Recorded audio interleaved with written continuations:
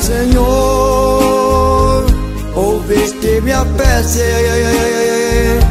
clamei a ti, Senhor, ouviste minha voz, invocarei enquanto eu viver, exaltarei o teu nome, eterno Criador. Laço de morte me cercaram, angústia do inferno se aproximou da minha vida. No mundo encontrei aperto e tristeza, mas o Senhor com seu amor me livrou.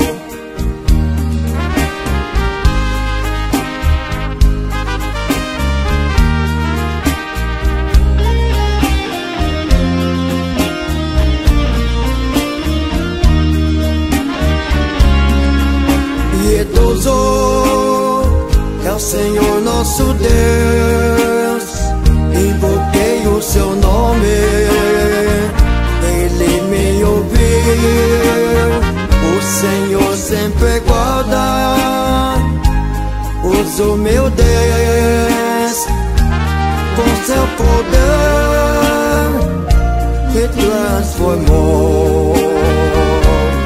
Volta minha alma ao teu repouso, o Senhor tem feito. Somente o bem enxugou dos meus olhos as lágrimas, o Senhor me tirou da perdição. O Senhor me tirou da perdição.